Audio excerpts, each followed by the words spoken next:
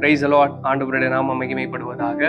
மீண்டும் ஒரு விசை இந்த மார்னிங் டிவோஷன் வழியாக உங்களை யாவரையும் பார்க்கிறதில் மிகுந்த சந்தோஷம். இந்த மாதத்தில் ரிலீசிங் த பிட்டர்னஸ் த்ரூ ஃபர்கிவிங் அதர்ஸ், மற்றவர்களை மன்னிப்பதன் மூலம் கசப்பை வெளியேற்றுதல் என்கிற தலைப்பின் கீழாக நாம் கர்த்தருடைய வார்த்தையை தியானித்து வருகிறோம். குறிப்பாக கடந்த வீடியோல மன்னிப்பதற்கான சிறந்த உதாரணம் இயேசு என்பதை குறித்து நான் உங்களோடு பகிர்ந்து கொண்டேன்.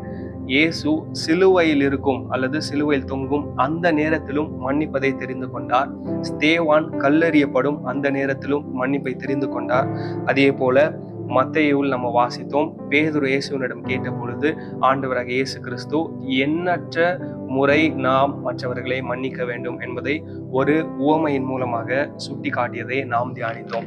இந்த காலை நேரத்திலும் தொடர்ந்து நான்காவதாக மற்றும் இறுதியாக how to release bitterness and forgive, எப்படி நம்மிடம் உள்ள கசப்பை வெளியேற்றுவது மற்றும் எப்படி மற்றவர்களை மன்னிப்பது என்கிற இந்த இறுதியான தலைப்பின் கீழாக கர்த்தருடைய வார்த்தையை நாம் தியானிக்க போகிறோம்.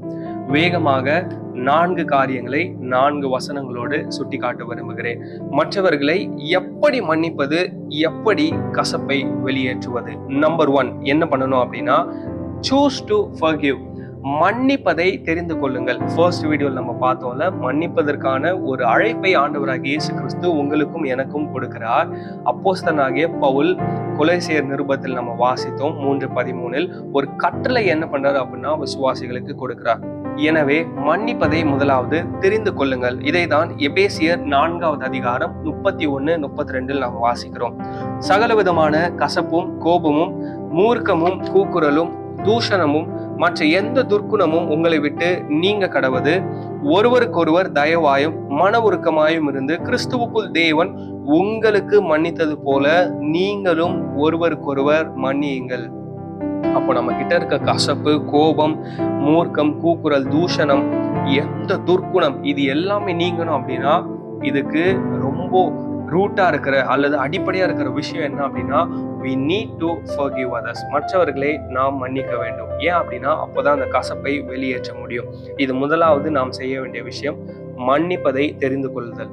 2வது மத்தேயு 5வது அதிகாரம் 44வது வசனம் இப்படியாக சொல்லுகிறது, நான் உங்களுக்கு சொல்லுகிறேன், உங்கள் சத்துருக்களை சிநேகியுங்கள், உங்களை சபிக்கிறவர்களை ஆசீர்வதியுங்கள், உங்களை பகைக்கிறவர்களுக்கு நன்மை செய்யுங்கள், உங்களை நிந்திக்கிறவர்களுக்காகவும் உங்களை துன்பப்படுத்துகிறவர்களுக்காகவும் ஜெபம் பண்ணுங்கள். இந்த இறுதியான வார்த்தை ரொம்ப ரொம்ப முக்கியமானது. 2வது நாம் செய்ய வேண்டிய காரியம், pray for those who hurt you. உங்களை நிந்திக்கிறவங்களை, உங்களை துன்பப்படுத்துறவங்களை, உங்களை காயப்படுத்துறவங்களை என்ன பண்ணணும் அப்படின்னா திரும்ப அதை ரிப்பீட் பண்ணக்கூடாது. மாறாக அவர்களுக்காக ஜெபியுங்கள். அவர்களுக்காக நீங்கள் ஜெபிக்கும் பொழுது கண்டிப்பாக ஆவியானவர் நமக்குள் கிரியை செய்வார். அப்போ அந்த கசப்பை நம்மை விட்டு வெளியேற்ற மிக எளிதாக இருக்கும். ஒருவேளை நம்ம பிரேயர் பண்ணல அப்படின்னா அந்த கசப்பு நமக்குள்ள வளர்ந்துட்டே இருக்கும். அதுக்கப்புறமா அது நம்முடைய ஆவிக்குரிய வாழ்க்கைக்கு மிகப்பெரிய தடையாக இருக்கும், நம்மை முடக்கிவிடும். எனவே நம்மை துன்பப்படுத்துகிறவர்களை, நிந்திக்கிறவர்களுக்காக நாம் ஜெபிக்க வேண்டியது மிக மிக அவசியம். 3வது ரோமர் 12:19 பிரியமானவர்களே, பழி வாங்குதல் எனக்குரியது, நானே பதில் செய்வேன் என்று கர்த்தர் சொல்லுகிறார் என்று எழுதியிருக்கிறபடியால் நீங்கள் பழி வாங்காமல் கோபாக்கினைக்கு இடம் கொடுங்கள்.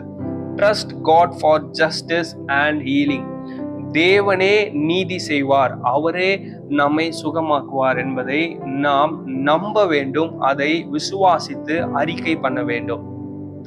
நானே பழி வாங்குறேன் அப்படின்னு நம்ம என்ன பண்ணக்கூடாது, களத்துல இறங்கிடக்கூடாது. மாறாக தேவனுக்காக காத்திருக்க வேண்டும். அவர் ஏதாவது பண்ணணும் அப்படின்னு நீங்க இருக்க வேண்டாம், அதை விட்டுருங்க. அது அவருடைய வேலை. அவர் என்ன பதில் செய்யணுமோ அந்த தக்க பதிலை யாருக்கு செய்யணுமோ தக்க நபருக்கு கண்டிப்பாக அவர் செய்வார். ஸோ உங்களை ஒருத்தங்க கஷ்டப்படுத்துறாங்க, துன்புறுத்துறாங்க, நிந்திக்கிறாங்க, துரோகம் செய்யறாங்க அப்படின்னா அதை என்ன பண்ணாதீங்க, கணக்குல நீங்க சேர்த்து கொள்ளாதீர்கள், அதை விட்டுருங்க. அது கர்த்தருடைய வேலை. அவர் என்ன பண்ணணுமோ he will do justice, அவர் நீதி என்ன பண்ணுவார் அப்படின்னா கண்டிப்பாக அந்த நபர்களுக்கு செய்வார்.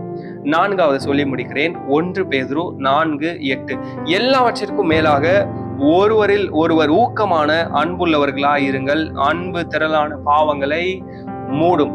வாக் இன் லவ், இதுதான் நான் 4வதாக மற்றும் இறுதியாக சொல்லி முடிக்க விரும்புகிற காரியம்.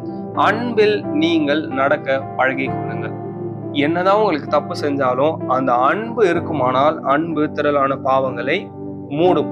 1 கொரிந்தியர் அதில் நம்ம அதை தான் வாசிக்கிறோம். எனவே அன்பானது திரளான பாவங்களை மூடுவது போல நமக்குள் அன்பு அந்த சுபாவத்தை வளர்த்து கொள்வோமானால், அது வெளிப்படுமானால் எல்லா பாவத்தையும், அதாவது நமக்கு மற்றவங்க செய்யற தீமையான காரியம், நிந்திக்கிறது, துரோகம் செய்யறது, வெறுக்கிறது, என்ன வேணா இருக்கலாம், அதையெல்லாம் ஈஸியா நம்மளால தாண்டி வர முடியாவிட்டாலும் அன்பானது இருக்குமானால் அது அந்த பாவத்தை மறக்க பண்ணும். அதுல இருந்து கடந்து அடுத்த நிலைமைக்கு போக நமக்கு அது உதவி செய்யும்.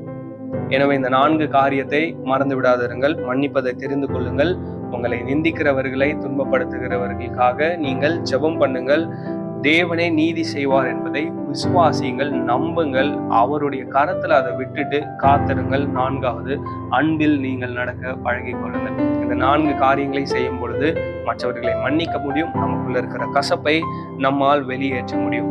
இந்த 4 காரியங்களை செய்யும் பொழுது, நாம் மற்றவர்களை மன்னிக்கும் பொழுது என்ன நடக்கும் அப்படின்னா, it leads to freedom and peace. நம்மளால ரொம்ப சமாதானத்தோடு சுதந்திரமாக இருக்க முடியும். எனவே இயேசுவை போல ஒவ்வொரு நாளும் நாம் மற்ற நபர்களை மன்னிக்க பழகி கொள்வோம். நமக்குள்ள இருக்கிற கசப்பை வெளியேற்றுவோம். சுதந்திரமாக சமாதானத்தோடு வாழ கர்த்தர் நமக்கு உதவி செய்வாராக. இந்த 4 காரியங்களை தொடர்ந்து இந்த நாள் முழுவதும் தியானிங்கள். கர்த்தர் உங்களோடு பேசுவாராக. God bless you.